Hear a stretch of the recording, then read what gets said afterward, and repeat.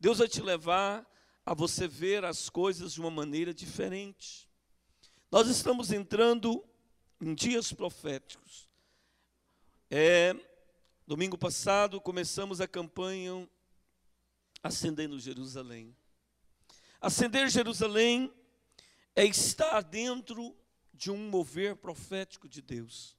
Jerusalém é a cidade que Deus escolheu para ser a sua morada na terra. É a cidade de Deus.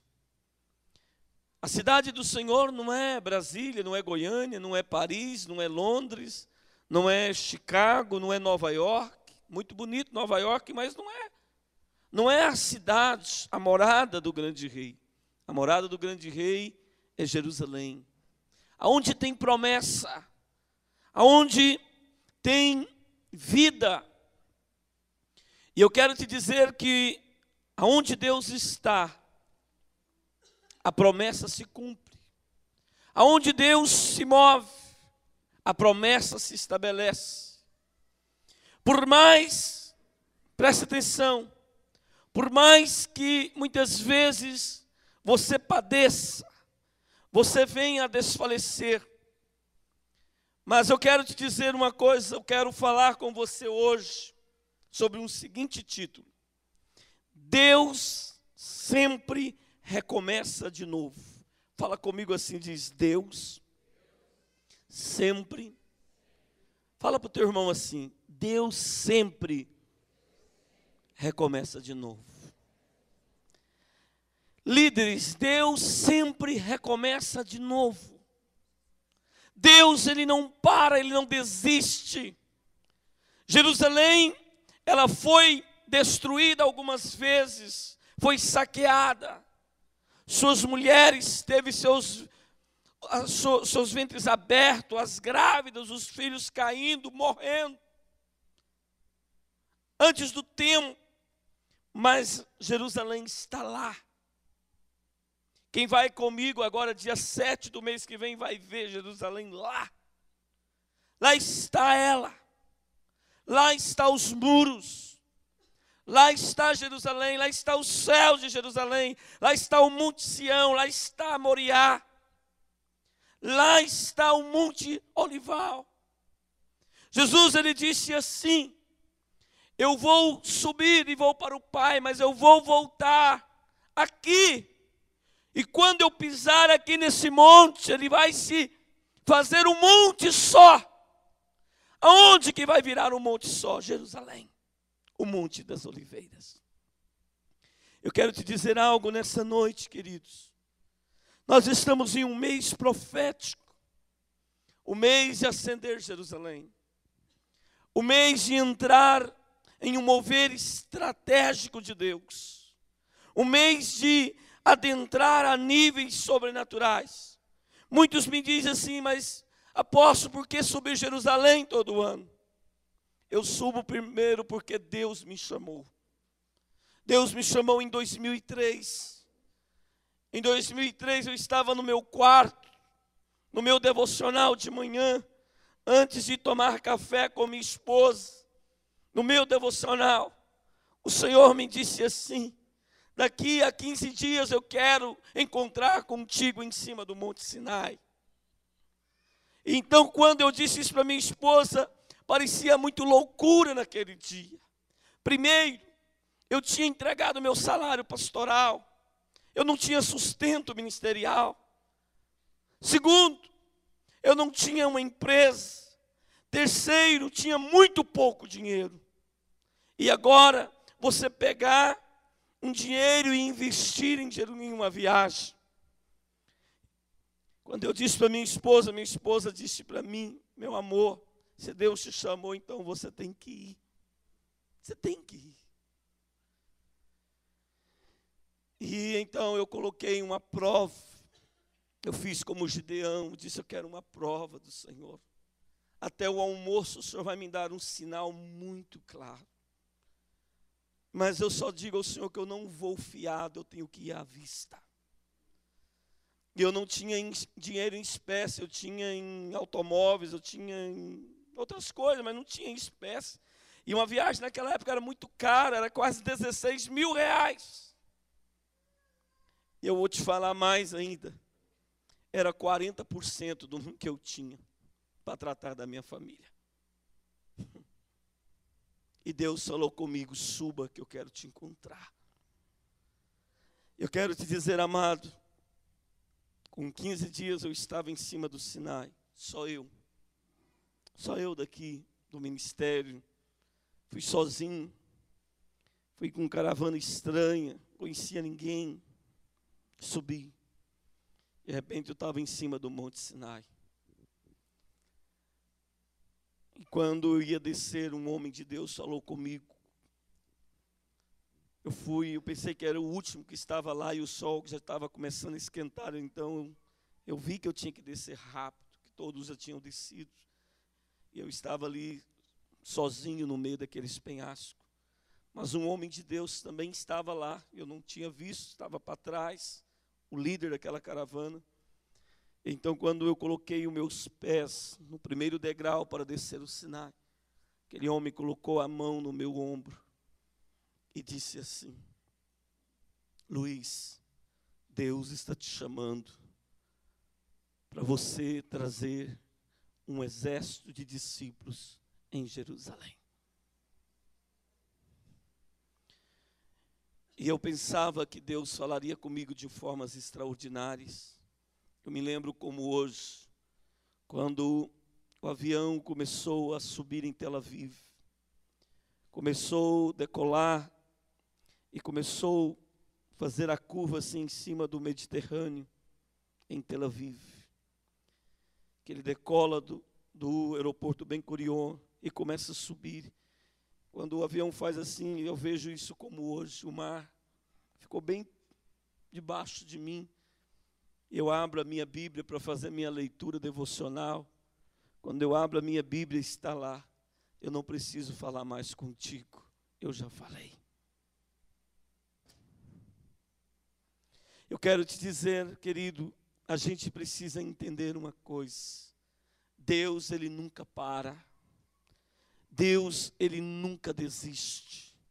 Eu quero ministrar hoje uma palavra a você, que você entenda nessa noite: Deus, Ele sempre recomeça. Eu estava vivendo dias não fáceis no meu ministério. Eu tinha tomado decisões não fáceis. E então, naquele momento, Deus me chama para coisa maior. Deus recomeça um ministério diferente na minha vida, que eu nunca imaginaria fazer caravana para subir Jerusalém. Nunca. E esse ano, nós estamos começando um novo ciclo. A Bíblia, ela conta os dias do homem por ciclos. A cada 7 anos se começa um ciclo. A cada 7 anos, então, se estabelece um ciclo. E esse ano eu estou começando um novo ciclo dentro do propósito de Deus. Eu terminei um ano passado, estou começando outro. O ano que vem nós terminamos, então, o primeiro ciclo de caravanas. E eu creio que algo extraordinário de Deus vai acontecer nas nossas vidas. Na sua casa, no seu ministério. Olhe para mim. Se tem coisas na sua vida que está paralisada, se está anfitriada, eu quero te dizer, está chegando os dias que Deus vai recomeçar coisas novas na sua vida. Deus vai, olhe para mim, Deus vai acelerar algumas coisas na sua vida nesses dias. Deus vai mudar a história da sua vida nesses dias. Eu quero te dizer, aquele tempo Deus recomeçou algo novo na minha vida. Muitos colegas meus, eu lembro de um companheiro, quando na volta nós estávamos em Milão, comendo um macarrão, e ele de lá e eu de cá, e a gente conversando, e ele falou para mim assim: as coisas não é assim como você pensa. As coisas não são assim como você imagina. Eu disse: amado, talvez não é para você, mas eu não desisto daquilo que Deus tem para a minha vida. Eu sei o que Deus tem para mim. Eu sei o que Deus quer de mim. Eu sei o que Deus vai fazer comigo. Eu sei aonde Deus vai me levar. Muitos colegas meus disseram assim: você é louco, Luiz, fazer isso. Você é doido. Você não tem salário mais. Abaixo do pastor daquela igreja, o meu salário era o maior. Não era um salário pequeno naquela época, era um salário alto. E aquela igreja tinha entrado em dificuldades. E Deus falou comigo quando ela entrou em dificuldade: entrega teu salário. E eu não hesitei em entregá-lo. Quando eu fiz aquilo, aquela pessoa disse: mas você está doido, você tem filhos para tratar, você tem mulher. Eu disse: eu tenho Deus. E naquele tempo começou um ciclo novo na minha vida. Deus recomeçou um tempo na minha vida. Olhe para mim. Eu nunca vivi tão bem na minha vida como naqueles dias. Minha vida depois daquele tempo, ela mudou. Meu ministério mudou. Deus me começou a me levar a nações. Deus me começou a abrir portas aonde eu nunca imaginaria.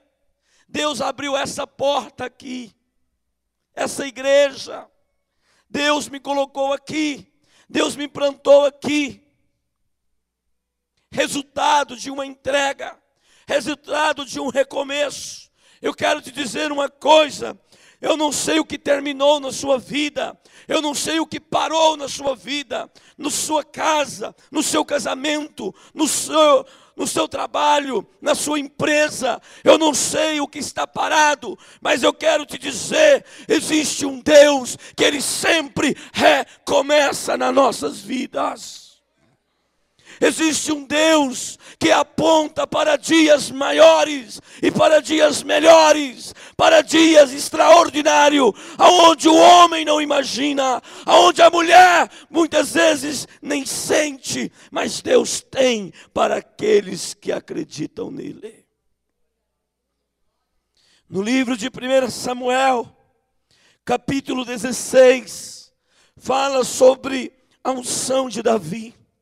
Fala sobre o chamado de Davi. Fala sobre quando Samuel foi levantado por Deus para ungir a Davi, para abençoar a casa de Jessé. Olhe para mim. Sabe quando isso aconteceu? Logo após o capítulo 15 de 1 Samuel. Sabe o que aconteceu no capítulo 15 de 1 Samuel? A rejeição de Saul. O império de Saul é destruído. O reinado de Saul é obstruído. O reinado de Saul é rejeitado por Deus. Saul, ele quebra, olhe para mim. Saul, ele quebra um projeto que Deus tinha para a nação de Israel. Saul é levantado. Muitos dizem assim: mas apóstolo, Saul era para ser rejeitado por Deus. Não, amado, não era. Saul, ele foi levantado quando o povo pediu o rei. Ele foi o primeiro rei de Israel. Foi quando Israel ele deixa de ser teocrático e passa a ser monárquico. Israel passa a ter agora um rei. E a Bíblia diz que no início Saul, ele ouviu a Deus. Ele obedecia a Deus. Saul, ele compreendia, ele respeitava as coisas de Deus. No entanto, o dia que ele foi ungido para ser rei, ele estava procurando as mulas do pai. Ele era um jovem dedicado. Ele era um dedicado à família. Ele era trabalhador. Ele era responsável. Ele não era qualquer um. E quando alguém diz assim: olha, aqui nessa cidade tem um profeta, Saul diz assim: mas como nós vamos ao profeta? Eu não tenho nada para oferecer ao profeta, eu não tenho nenhum dinheiro, eu não tenho nada, eu não tenho grão de trigo, eu não tenho tostado, eu não tenho nada, eu estou desprovido, como eu vou consultar um profeta? Saul, ele sabia honrar o profeta. Saul, ele sabia honrar um líder. Mas a Bíblia diz que isso foi perdido na vida de Saul. Saul perdeu todas essas qualidades. A Bíblia diz que Saul, ele profetizou, ele entrou na dança com os profetas. Saul, ele tinha alegria em estar envolvido com a glória de Deus. Mas a Bíblia diz, no capítulo 15 de 1 Samuel, que esse tempo termina com Deus falando para Saul, através da boca do profeta Samuel: melhor é obedecer do que sacrificar. É melhor, porque Deus falou para Saul ir contra os amonitas e destruir todo aquele povo. E então, a Bíblia diz que quando Saul foi guerrear, ele guerreou, mas ele preservou Agag, o rei daquele povo. Ele preserva Agag, rei dos amalequitas. E ele preserva, e Deus tinha dito: é para matar tudo, é para matar o gado, é para acabar com tudo, porque esse povo, os amalequitas, foi o povo que quando Israel veio da terra, olha, eles fizeram chacota de Israel. Eles não deixaram Israel passar, eles não receberam Israel. Olhe para mim, os amalequitas eram um povo que não amava Israel, não amava o Deus de Israel. Eles não tinham comunhão. E Deus disse: vai, e eu vou vingar dos amalequitas. E a Bíblia diz que Saul vai, vinga dos amalequitas, mas ele poupa o rei. Ele poupa o melhor do gado, ele poupa o melhor dos lucros, ele poupa o melhor que tinha na terra dos amalequitas. E então Deus fala para Samuel: eu desisti de Saul, eu rejeitei Saul. Olhe para mim, talvez a gente olhando assim, a gente poderia dizer assim, presta atenção: acabou para Israel, acabou tudo para Israel. Mas olhe para mim, os propósitos de Deus, Ele nunca desiste deles. Os propósitos de Deus, Ele nunca desiste dele. Nós podemos parar, nós podemos desistir, nós podemos mudar o coração, presta atenção, nós podemos mudar o pensamento, nós podemos mudar o sentimento, mas Deus não desiste de seus propósitos e projetos. E Deus tem um propósito para a sua vida. Qual é o propósito de Deus para você, irmão? Que você seja cabeça e não cauda, que você empreste a muitos e não peça emprestado, que toda arma forjada contra ti não prospere. Quando estou entendendo, diz glória a Deus. Qual é o propósito de Deus para você? Que você seja mais do que vencedor por meio de todas as dificuldades e lutas. Deus não desiste. Deus não desiste. Deus não para porque eu paro. Deus não para porque você para. Olhe para mim, Deus não faz porque você não aguenta, você não dá conta. Você não dá conta, irmã Ana, Deus dá conta. Você entende isso? Deus não desiste dos propósitos. Saul para. O que Deus fala para Samuel? Deus disse: Samuel, antes de você morrer, você precisa ungir outro rei para Israel. E no capítulo 16, disse o Senhor a Samuel: até quando terás pena de Saul, havendo-o eu rejeitado, para que não reine sobre Israel? Encha um chifre de azeite e vem comigo, Samuel.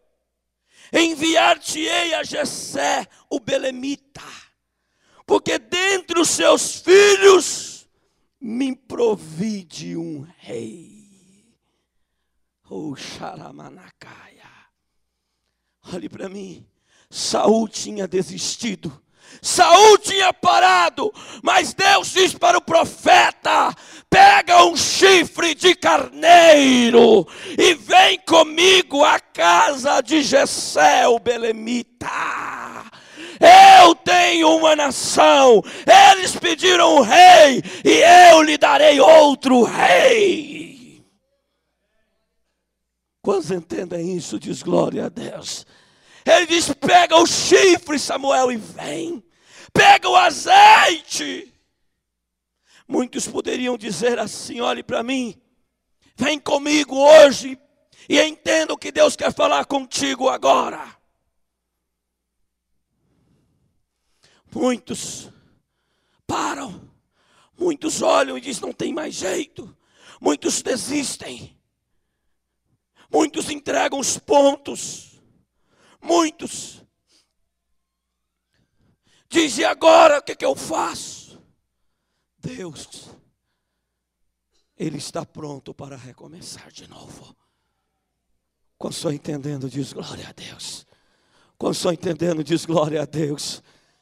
Você não dá conta, você não pode, você não aguenta, você não suporta, mas Deus está pronto para ungir de novo. A unção de Deus, olhe para mim.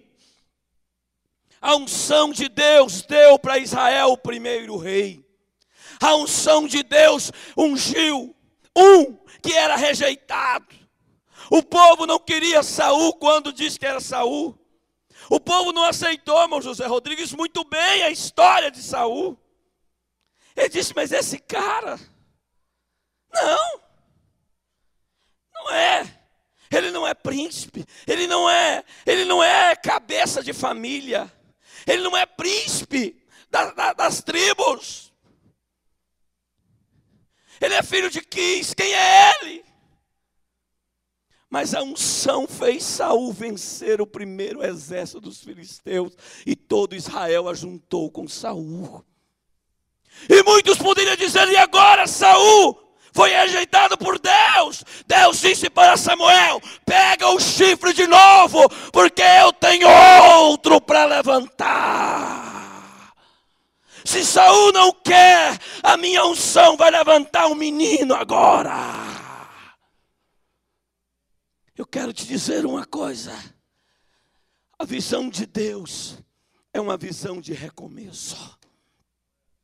A visão de Deus é uma visão para frente. Disse Samuel, como irei eu?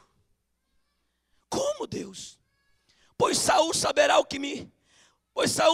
e me matará.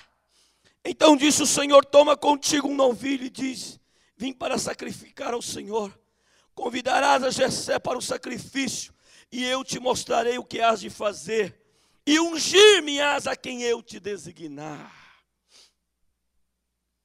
Olha, irmão, a unção de Deus, ela é poderosa para levantar, para recomeçar, para construir, para mudar, para desfazer.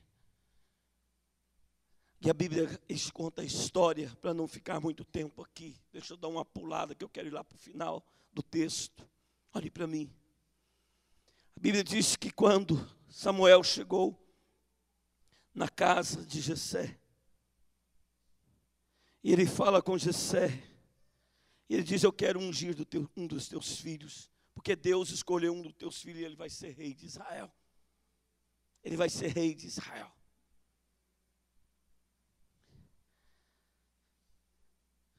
Jessé se alegrou e começou e pegou o primeiro, cara bonitão, altão. E o cara entrou todo e desfilou na frente do profeta. O profeta falou, esse tem cacife para ser rei. Deus falou assim para Samuel, não é pela aparência, Samuel. Não é aparência. Eu quero dizer a você, igreja, não é o que aparenta ser o que é. Sabe, não é a tua força, não é a tua sabedoria, não é a tua grandeza, não. O que faz diferença na minha vida e na sua vida é a unção de Deus. Quando a gente começa a caminhar pela gente, a gente começa a fazer besteira. E a gente não encontra. E a gente não consegue obter o resultado desejado. E a Bíblia diz que foi passando um por um, e Samuel disse isso. Deus disse, não. Acabou, passou 5. Ele disse, acabou seus filhos. Ele disse, tem um ainda.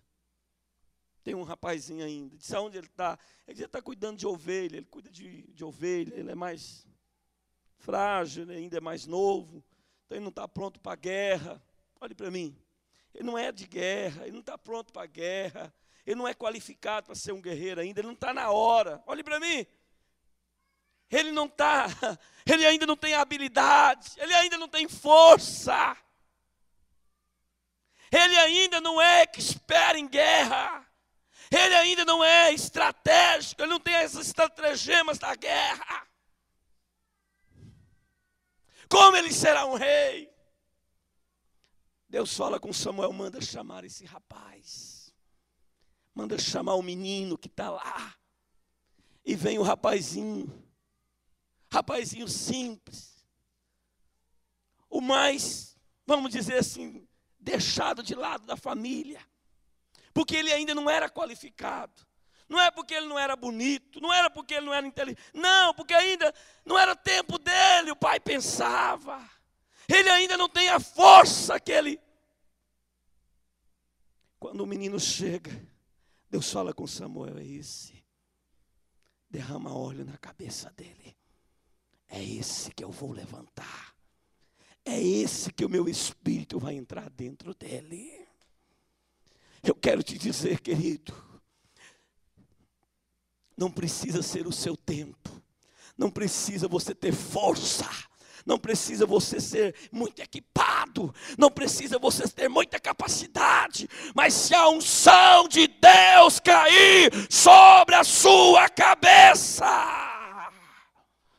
a sua vida vai mudar. A sua empresa vai mudar. O seu casamento vai mudar. Você pode ter ido em quantos psicólogos da vida para tentar arrumar seu casamento, tentar ficar livre de de traumas. Mas eu quero te dizer uma coisa.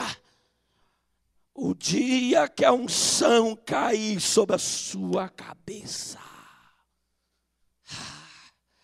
o dia que a unção penetrar a sua casa, sua empresa, a minha empresa não está no lugar que ela deveria estar, minha empresa não está no tamanho que ela deveria estar. Eu quero te dizer, a tua produtividade não está ligada ao tempo, a tua produtividade não está ligada à qualificação, a tua produtividade está ligada à unção. Porque a unção, quando ela entra, ela vai desfazendo, ela vai quebrando critérios, ela vai desfazendo as debilidades. A unção, ela supre as debilidades de uma pessoa.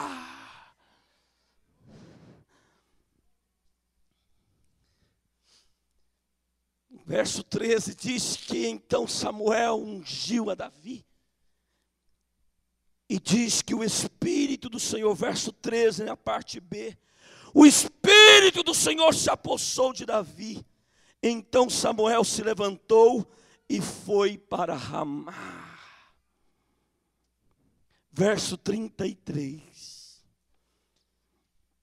do capítulo 17. Porém Saul disse a Davi: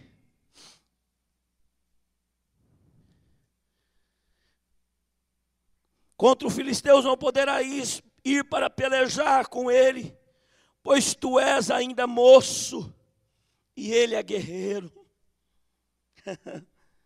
Desde a sua mocidade, ele é experiente. Respondeu Davi a Saul: teu servo apacentava as ovelhas de seu pai, quando veio um leão ou um urso E tomou um cordeiro do rebanho, eu saí após ele e o feri, e livrei o cordeiro da sua boca. Levantando-se ele contra mim, agarrei-o pela barba e o feri, e o matei. Eu quero te dizer uma coisa nessa noite, queridos. A unção, ela supre as debilidades. Saul olhou para Davi e disse: você ainda é moço, você ainda não tem uma espada, você ainda não tem uma armadura, você ainda não tem experiência. Davi, ele tinha unção. Quem tem a unção não pode perder o foco. Sabe qual é o problema de muito crente ungido? Porque perde o foco.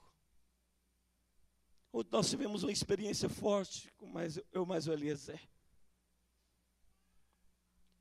Eliezer foi muito atacado ontem por Satanás mesmo. Espírito de morte contra a vida dele. Vamos tirar uma abelha Europa, né? E ele enfiou a mão lá dentro daquelas abelhas, naquela empolgação para pegar o mel. E ele é picado muitas vezes na mão. E acontece algo na vida dele que nunca tinha acontecido. Começa a dar uma alergia nele. Lá no meio do mato. O pessoal lá tirando mel, ele vem para cá, ele já senta no chão, ele já começa a prostrar. E ele começa a dizer: apóstolo, como é que eu estou? Olha para mim, eu estou sentindo que minha garganta está fechando, meus ouvidos já não estou ouvindo mais nada. Ele já estava deitado naquela areia, já suando tudo, já tinha arrancado os sapatos, os pés inchados, o corpo tudo empolado. Eu olhei para ele e disse: só uma coisa eu posso fazer para esse homem agora, orar por ele. Se fosse olhar para o lado natural, não dava prazo de chegar lá na fazenda, não dava prazo de chegar na cidade, não dava prazo de nada. Mas eu pus as mãos sobre a cabeça dele e repreendi aquele espírito de enfermidade. E pastor, muitas vezes ele ora e ele quer ver uma resposta. E aí, o que você está sentindo?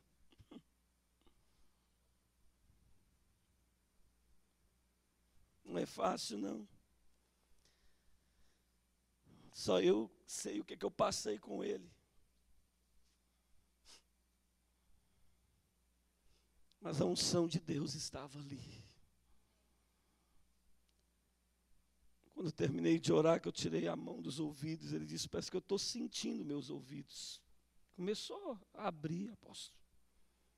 Eu disse: fica aí. Quando ele falou assim, começou a abrir, eu disse: está curado. Eu já deixei ele, já fui. Aí lá de longe eu gritava: e aí? Eu não queria ficar perto dele, e nem que os outros viessem ver ele como ele estava. Né, os lábios já tudo inchado, o rosto tudo inchado. Passou uns 2 minutos, e aí, Eliezer? Ele disse: está passando.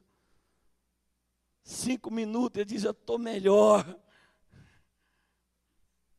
Uns 10 minutos, ele diz: já estou sentindo meu corpo, apóstolo. E ninguém viu isso, só eu e ele. Aí eu mandei o pastor Aerto: vai para lá, vai lá junto com ele lá.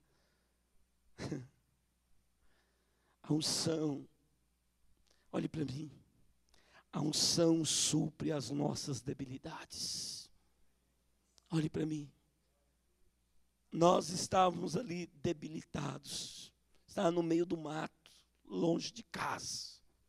Não tinha um remédio, não tinha nada. Não tinha uma injeção para cortar aquele efeito. Ele nunca tinha sentido isso na vida dele. Mas olhe para mim. Quando nós temos Deus, ele preenche todas as nossas debilidades. Quantos entendem isso, diz glória a Deus. Quantos entendem isso, diz aleluia. Eu quero te dizer uma coisa na sua vida. E para completar, foi maior, que aí ele deitou lá na areia, né? Já tirou a camisa, deitou lá naquela areia. Não tá nem aí não, irmão. Ele já estava olhando para as nuvens. Acho que ele já estava pensando, vou viajar, né? É verdade, o negócio é sério. Hoje a gente, né? Mas olhe, ele deitado ali, o pastor Aeto vai e liga a lanterna pertinho dele. Um palmo dele estava um escorpião para picar ele. Mas olhe para mim. Deus, quando Ele está na sua vida, Ele está de verdade. Estou contando algo na vida dele, pode ser na sua, na minha, na nossa. Mas quando nós temos Deus, nós temos a proteção. Nós temos o suprimento. Saul olhou para Davi e disse: quem é esse? Como? Eu quero te dizer uma coisa. A arma para destruir os inimigos sempre será a mesma.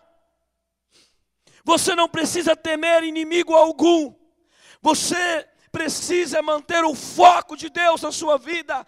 Um crente ungido. Quem é ungido aqui diz aleluia. O ungido, ele não pode perder o foco na sua vida. O ungido, ele não pode perder o foco. Saul faz um relatório de Davi, e Davi começa a contar o relatório para ele. Ele disse: ó rei, eu quero te contar um caso. Depois da unção de Deus, depois que o Espírito entrou na minha vida, sai leão eu mato, sai urso eu mato, e esse filisteu, ele também vai cair diante de mim. Ele não é diferente.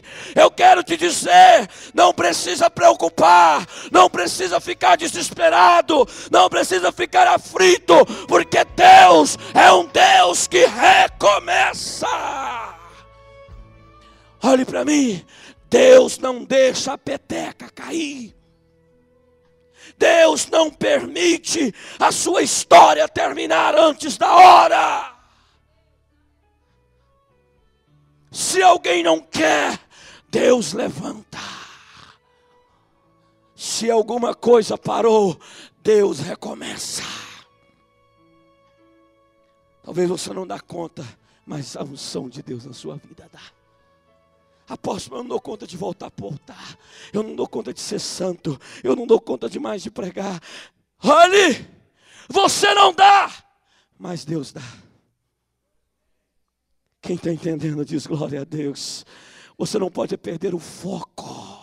Você não pode perder a essência. Qual é a arma que vence os inimigos de um crente? A presença de Deus dentro do crente.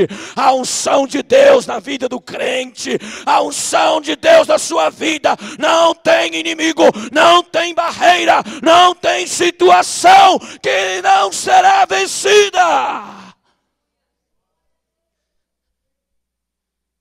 Ah, meu amado,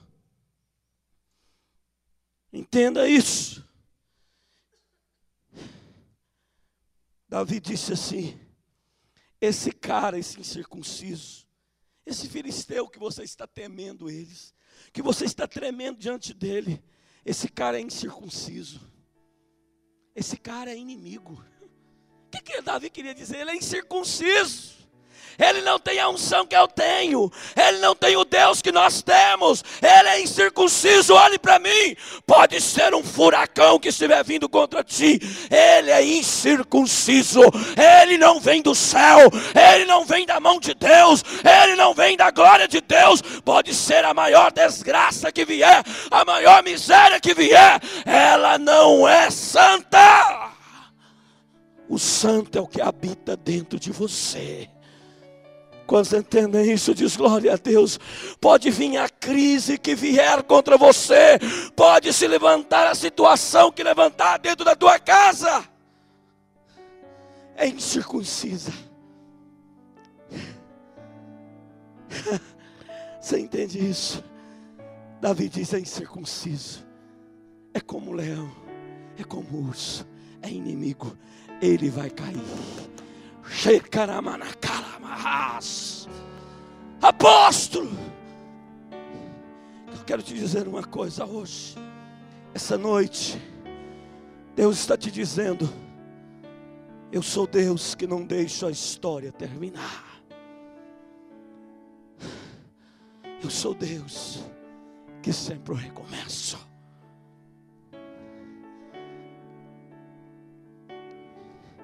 Deus me deu essa palavra, eu estava vindo. Pastor, ele está conversando, né? Mas teve uma hora que vocês viram que eu parei, calei. E o Espírito de Deus foi ministrando na minha vida.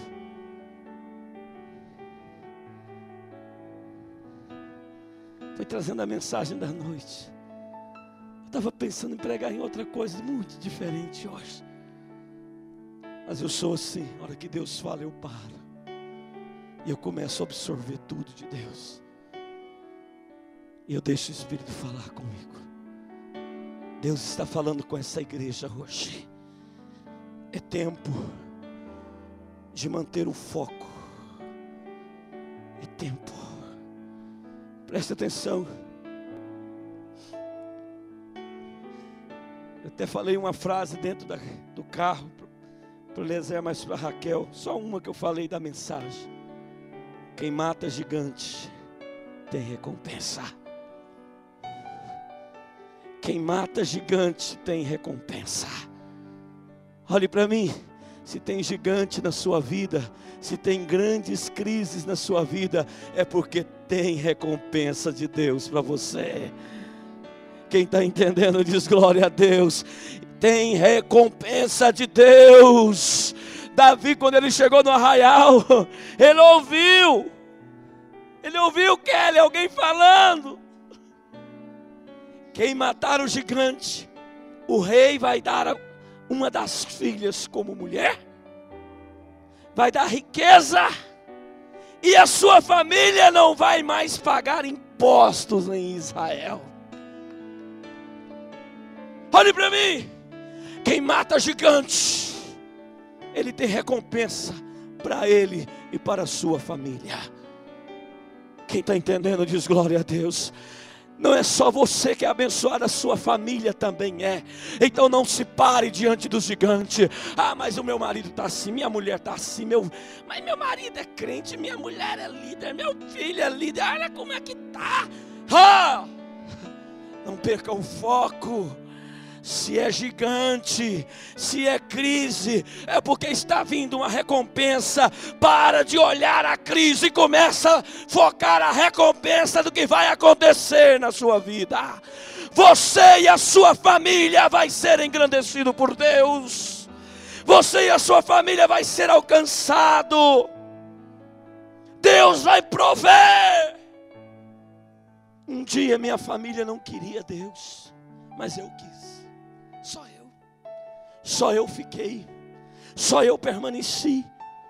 E hoje, quase toda a minha família está sendo recompensada por Deus. Sabe, irmão, quem mata gigante tem recompensa. Tem recompensa, Edson. Se levanta um gigante lá na sua empresa, você pode preparar. Começa a focar a recompensa. Começa a ver o que vai acontecer depois do gigante cair. Quem está entendendo diz glória a Deus. Não perca o foco, o inimigo vai te tentar tirar o foco. Não negocie com ele. Quem entende isso diz glória a Deus. Quando você entende isso diz aleluia. Vamos caminhar para mim terminar essa palavra. Preste atenção numa coisa na sua vida. O ungido de Deus, ele não pode perder o foco. Davi não perdeu. Disse mais Davi: o Senhor me livrou das garras do leão e do urso, Ele me livrará das mãos desse filisteu. Então disse Saul a Davi: vai-te, e o Senhor seja contigo. Saul vestiu a Davi da sua armadura, e lhe pôs sobre a cabeça um capacete de bronze, e o vestiu de uma couraça. Davi cingiu a espada sobre a armadura, e experimentou andar, pois jamais havia usado. Então disse Davi a Saul: não posso andar com isto, pois nunca usei. E Davi tirou aquilo de sobre si. Entenda uma coisa na sua vida: o ungido de Deus, ele não pode trocar as armas na sua vida.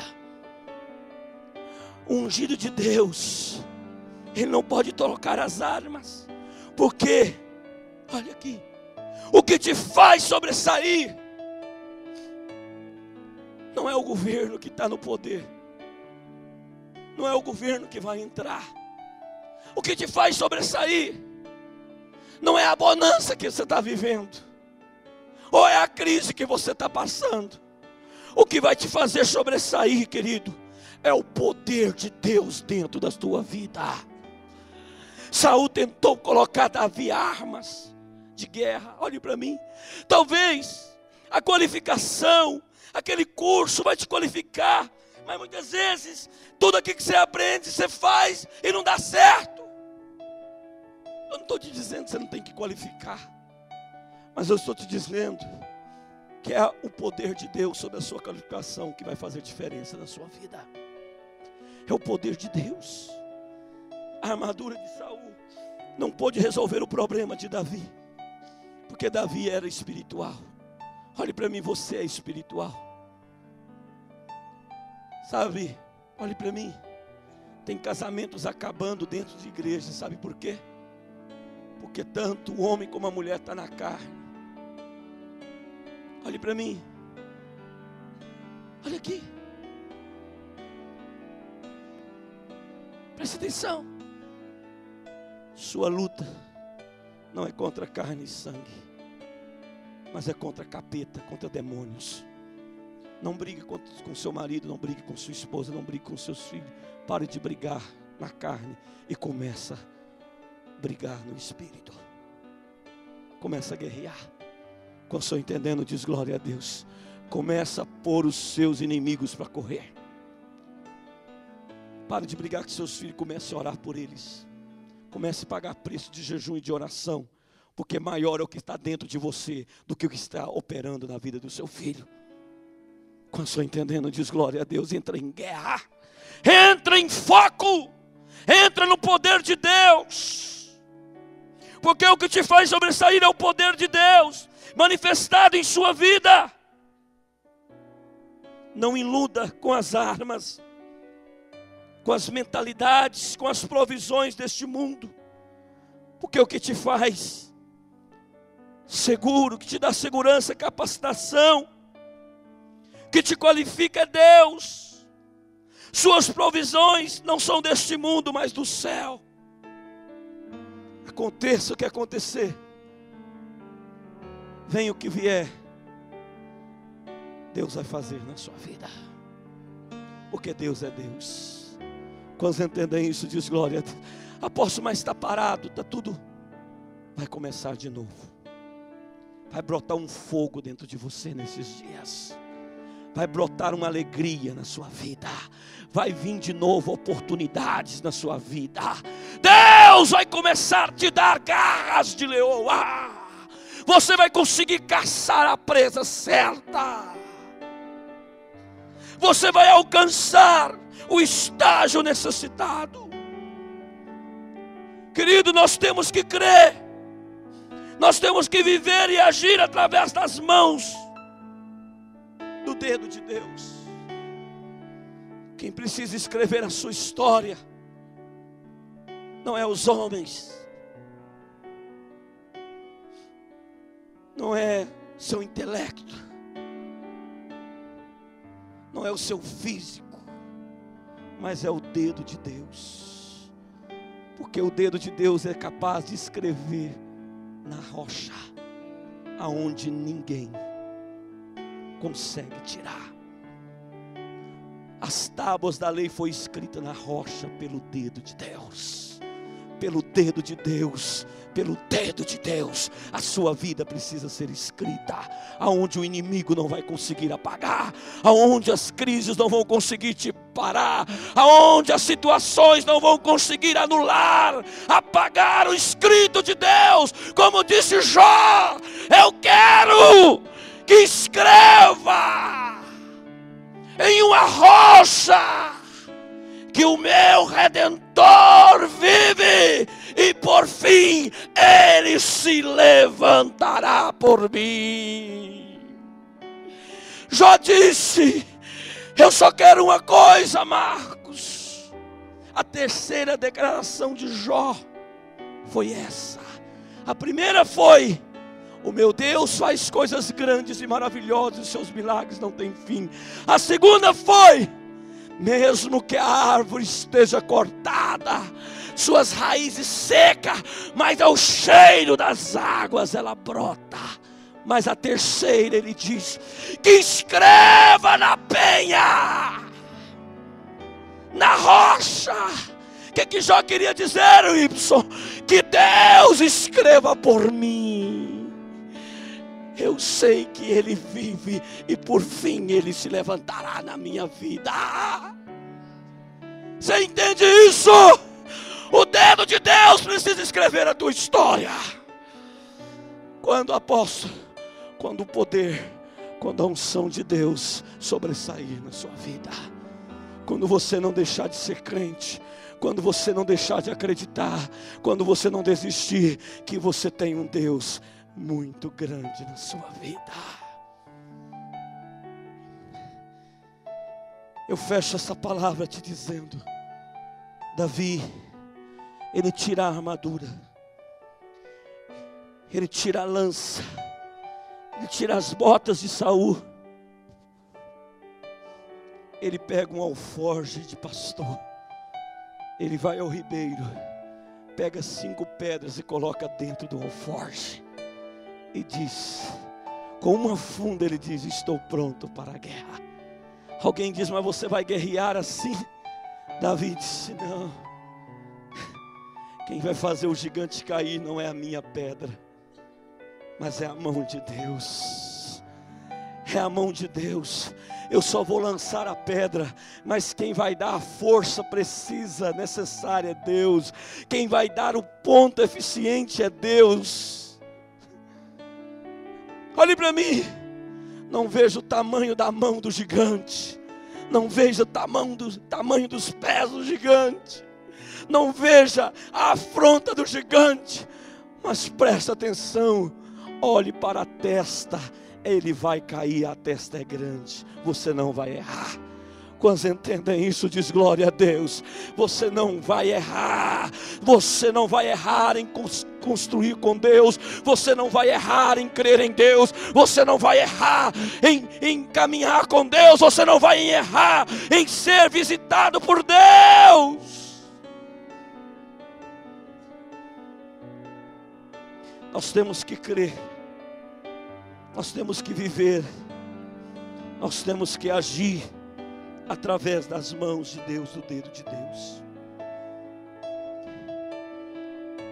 Deus quer escrever na pedra. Davi pega 5 pedras. Deus tem nos dado 5 ministérios. Existem 5 ministérios na igreja: apostólico, profético, evangelista, pastoral e mestre. Deus deu 5 ministérios para a igreja. Você precisa sobressair nesses 5 ministérios. Olhe para mim. Você precisa colocar no seu alforje algumas coisas. Eu enumero nessa noite 5 coisas. Primeiro, fé. Como que eu venço? Como que eu derrubo o gigante quando eu não desisto de crer? Quando eu decido a crer? Quando eu tenho atitude que ainda dá. Talvez não dá para mim, mas dá para Deus. Quem está entendendo diz glória a Deus. Talvez você já fez coisas demais. Talvez já aconteceu muito. Mas olha, tenha fé. Coloca no teu alforje de crente hoje. Fé, fé, fé. Creia, creia, creia. A fé é a certeza das coisas que esperam. Fé, como diz Hebreus 11:1, é a convicção dos fatos que não se veem. Eles existem. A minha vitória foi conquistada por Cristo na cruz. Quem está entendendo diz glória a Deus. Deus tem o melhor para você. Coloca no teu alforje coragem. Um crente não pode temer, um crente não pode abrir mão, um crente não pode parar, um crente não pode desistir, um crente não pode olhar para os lados, um crente não pode ficar olhando para trás, um crente tem que olhar para cima. ele tem que ter coragem para pisar, ter coragem para ir, ter coragem para continuar, ter coragem para recomeçar. Terceiro, um crente tem que perseverar. Não pare, continue, continue, continue, continue, continue, continue, continua, continua, que Deus fará na sua vida. Eu já tenho 5 anos de crente. Passa para 10, passa para 15, passa para 20, passa para 30, passa para 40, passa para 50. Não pare de ser crente, persevere, porque um dia você vai entrar no céu. Quem está entendendo diz glória a Deus. E antes de você entrar no céu, você vai trazer ele na terra. Porque um crente que continua, irmão. Quarto, coloca no teu alfoz de amor. Ame mais a Deus, ame mais as coisas de Deus, ame mais sua igreja, ame mais seu pastor, honre seu pastor. O problema de Saul, que ele foi desistido, porque ele parou de honrar a Deus, ele parou de honrar Samuel. Quando ele chegou com Agag, Samuel demorou a chegar, Saul começou a sacrificar. Quando Samuel chegou, ele rasgou o manto de Samuel, insistência, ele não respeitou mais Samuel. Antes ele não queria em Samuel, ele não tinha para dar para Samuel, agora ele pega e ele rasga. Quando rasga, Samuel diz: hoje você foi rasgado de Israel. Deus te rasgou. Olhe para mim. Ame. Tem dia que eu vou ser chato. Ame. Tem dia que eu vou ser polêmico. Me ame. Respeite. Deus vai te honrar por isso. Deus vai te valorizar por isso. Ame a Deus. Ame mais sua família. Ame mais sua mulher. Ame mais seu filho. Ame meu filho. Ame meu marido. O bicho é um cavalo manco, destabelado. A bicha é uma jararaca sem dente, destabelada a falar. Ame. O amor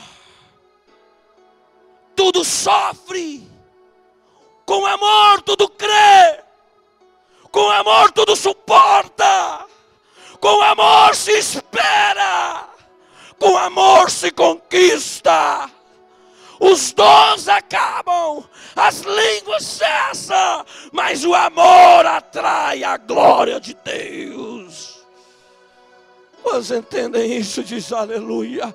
Ame seus pais, ame seus filhos, ame, respeite, invista neles, e você vai ver a glória de Deus sobressair na sua vida. Quando entendem isso, diz glória a Deus. Um crente tem que ter amor. Sem amor a gente não dá conta.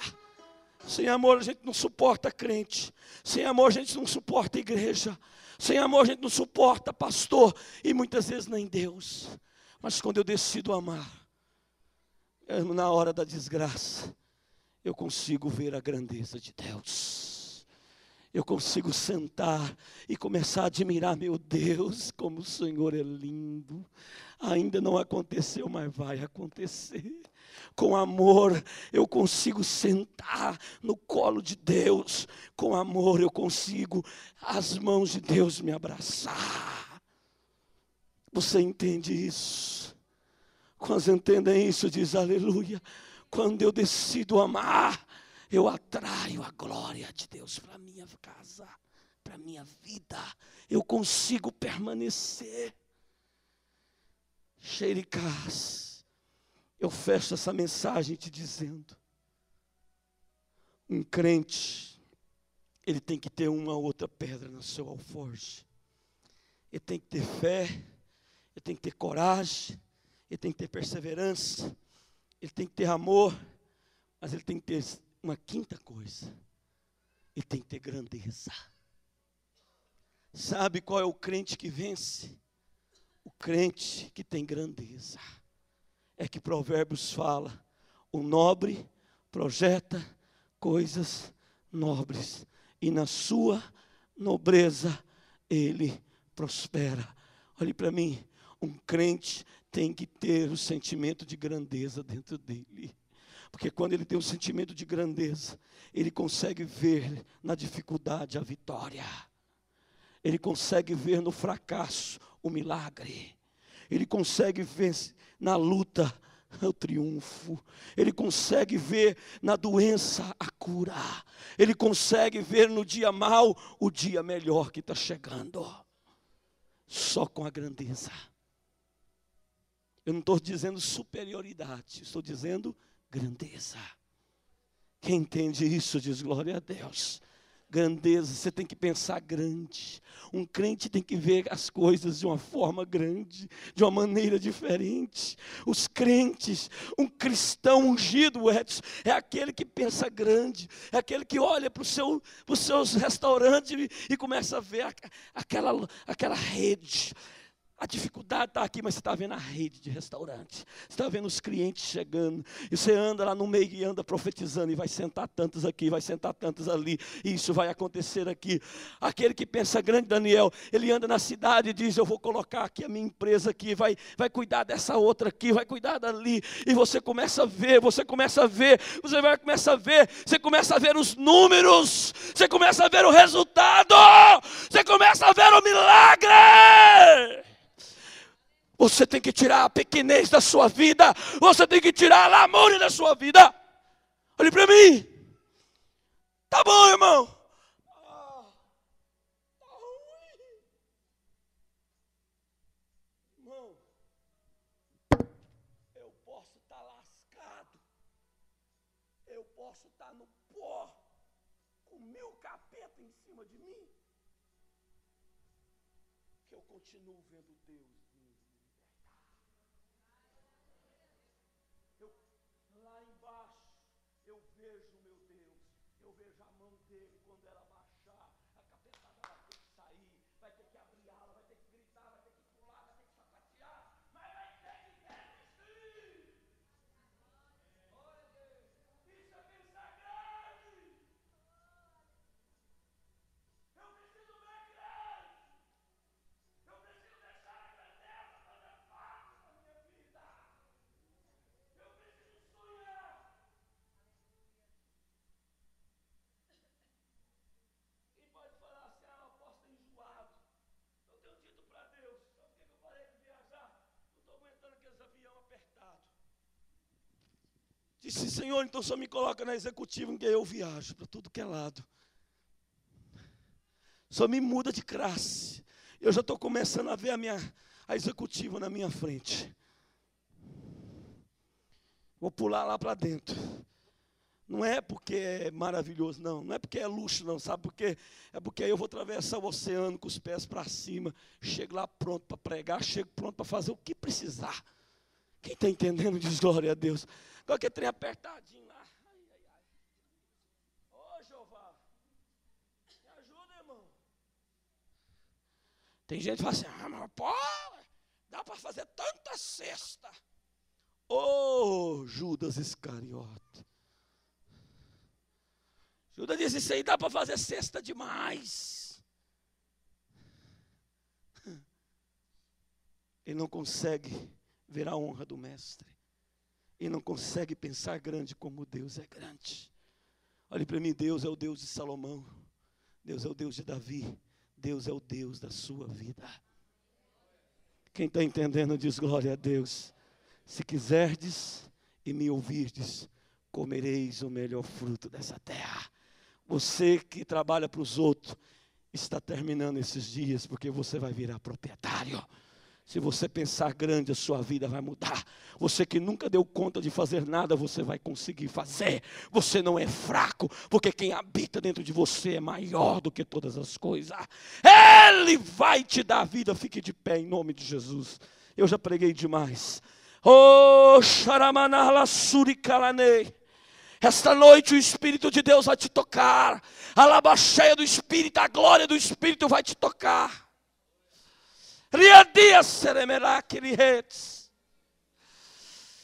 Coloque uma canção para mim, meu filho. Ei, feche os seus olhos. O seu Deus é o Deus que recomeça. O seu Deus, Marco, é o Deus que não deixa a peteca cair, a história terminar. Pastor Edmar, o meu Deus, o nosso Deus, é o que tem o controle de toda a história nas mãos. Se for necessário, Ele entra no meio da história, mas Ele não deixa ela parar. Quando o homem não dava conta mais, Deus entrou no meio da história do homem. Ele se fez a história. Ele se fez a história. Olhe para mim. Ele se fará história na sua vida. Como um filho que te ama. Tudo que eu quero é estar perto de ti.